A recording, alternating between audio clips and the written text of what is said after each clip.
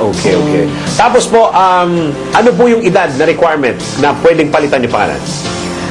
Wala namang edad na binibigay na cut-off. Apo. Pero mas maigi yung ano ka na, ikaw na mismo ang pwede mag-file 18 and above. Or 18 and above, no? Okay. Maraming salamat sa lahat ng mga may pangit na pangalan. May pag-asa pa kayo. Ma'am, last question.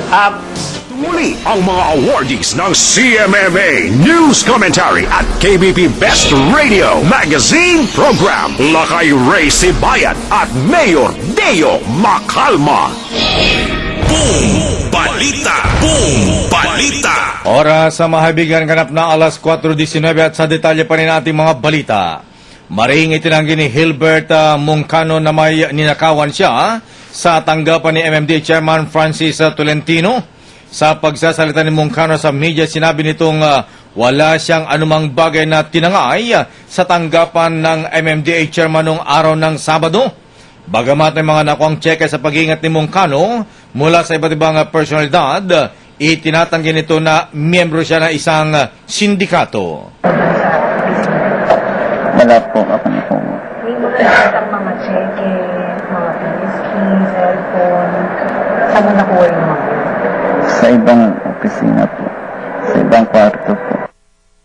Ayon sa Makati Police, posibleng matagal naman nung binalak ni Moncano at ng grupo nito ang panloob sa tanggapan ni MMDA Chairman Francis Tolentino. Sinabi ni SP1 Romeo Peñaflor ng Makati Police na mula sa labas ng gusali, sinira ni Moncano ang aircon islat sa tanggapan ng MMDA Chief of Staff hanggang sa makapasok sa tanggapan ni Tolentino kung saan ito natrap at saka nahuli. Sinira yung wall para makapasok doon sa wall sa may baba na aircon. Doon dumaan para makapasok sa loob ng office ng Chief of Staff. Tapos habang nandun na sa loob, pumunta doon sa may office niya. Maraming office ang pinuntahan niya, pinasok niya. Tapos hanggang nakarating doon sa may office ni Chairman. Kung wala siyang ninakaw o nalakawin, anong ginagawa niya sa tanggapan ni Chairman Tolentino? Ha? Meron namang pintuan para ba't tinangkang buksan yung safety bolt, lakay, ha? No. Hindi kaya kung wala siyang intensyon, hindi kaya ito test mission ng mga ahente ng militar? Mga intelligence? Kasi Ganyan para sa mga hindi po nakaalam, kaibigan, ganyan po yung training ng mga ISAF agents kung minsan. Pasugin mo yan. Oo, may mga mission sila na pinapasok yung tanggapan o bahay ng mga kilalang personalidad nang hindi nahuhuli bilang bahagi ng kanilang training o kaya ay test mission. Boom! Balita! Boom! Balita! Samantala, patay ang isang 15 anyos na buntis matapos mahagip na rumaragas ang SUV sa kaba naman ng Commonwealth Avenue sa Quezon City kaninang madaling araw. Dead on arrival sa Veterans Memorial Medical Center ang isang buwang buntis na si Danica Valbuena ng salpukin ng kulay silver manong SUV na may plaga o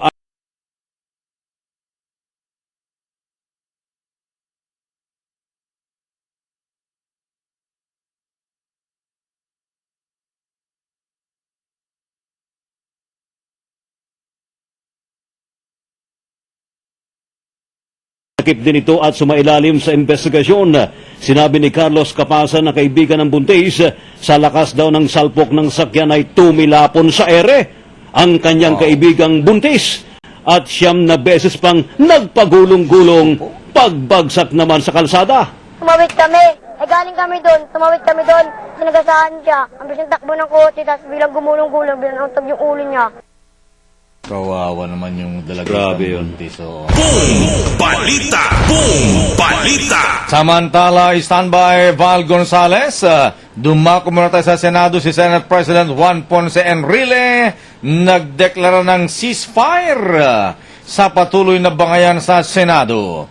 Alamin natin ang detalye mula kay Aris number 12. Milky Rigunan, ibalita mo. Milky. Malakay, tama na, magtrabaho na tayo. Ito ang panawagan ni Senate President Juan Ponce Enrile Sarap ng patuloy na bangayan sa pagitan niya at ng mga senador mula sa minorya na kinabibilangan ni na Senators Miriam Santiago, Antonio Trillanes, Alan at Tia Cayetano. Ayon kay Enrile, maraming trabaho na dapat harapin ng Senado sa ilang araw na lamang na nalalabing sesyon. Sabi ni Enrile, nasagot niya na rin ang issue ng kinekwestiyong savings ng Senado sa ilalim ng maintenance and other operating expenses.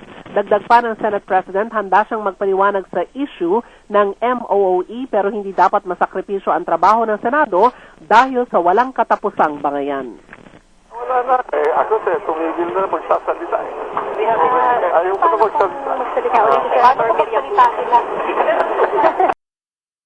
Sang-ayon din sa Senator Edgardo Angara na ipatupad ang ceasefire sa nagaganap na world war sa pagitan ni Enrile at ilang mga senador. Aminado si Angara na kapag nagpatuloy pa ang bangayan, nagsa-self-destruct na sila at lalong nasisira ang Senado bilang institusyon. Samantala mga lakay, ongoing ang All Senators Caucus na itinatawag ni Senator Enrile. Tinatalakay ng mga senador ang Resolution number 10 kung saan pinapayagan lamang ang pag-issue ng certification kung papaano ginagastos ang MOOE. Present ang nakararaming senador at ang mga absent sa All Senators Caucus ay sina Senators Alan at Peter Cayetano, Miriam Santiago, Bongbong Marcos at Manny Villar. Yan ang DZRH News, Milky Rigunan, RH12, naglilingkod sa pagbabalita. Balita! Boom! Balita! Maraming salamat, Milky Rigunan mula sa Senado. Samantala, update naman sa nangyaring pagsabog sa loob ng UP Campus. Mga pulis, nag-imbestiga na raw. Ibalita mo yan, RH5. Val Gonzales. Val.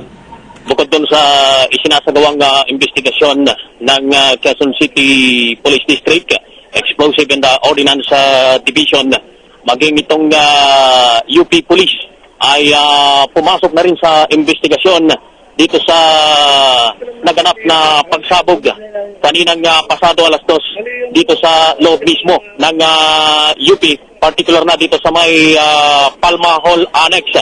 At hindi pa malinaw sa pulisya kung paano nagkaroon ng pillbox dito sa gilid mismo ng pader ng Palma Hall dito sa Rojas Avenue, corner Fernandez Street, UP Diliman Campus.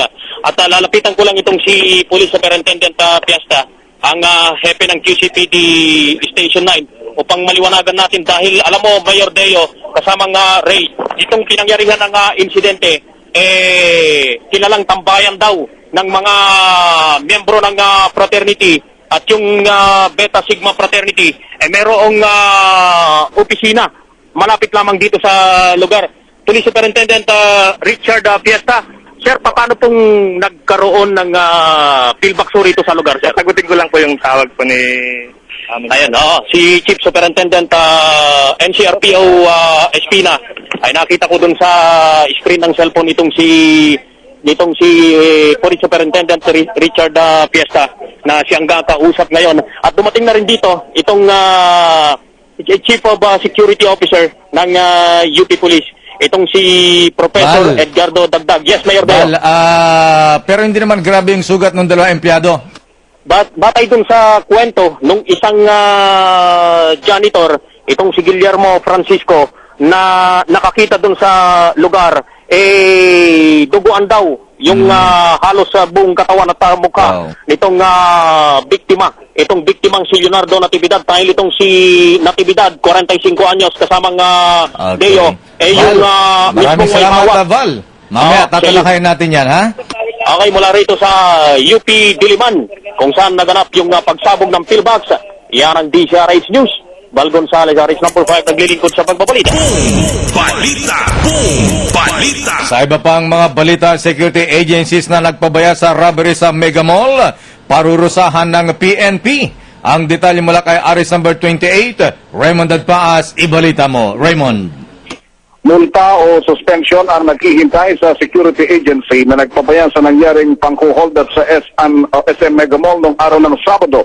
Ayon kay Police Chief Superintendent Tomas Rantoy III, ang Chief ng PNP Supervisory Office for Security and Investigation Agencies of PNP SOSIA, sa oras na may mapatunayan nagpabaya sa kanilang isinasagawang investigasyon.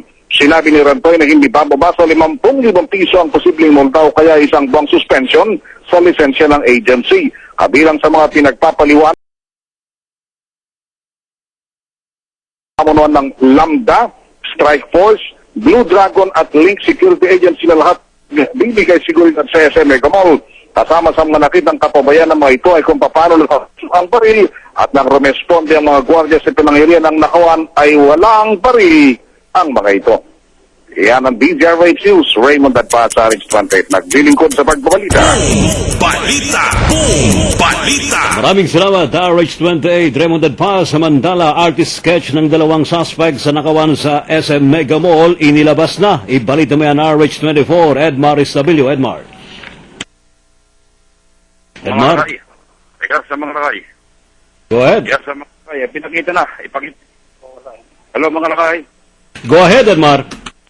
Yes, mga lakay, pinakita na ng Eastern Police District sa mga mamahayag ang composite skills ng dalawa na suspect na umatake sa Mega Mall.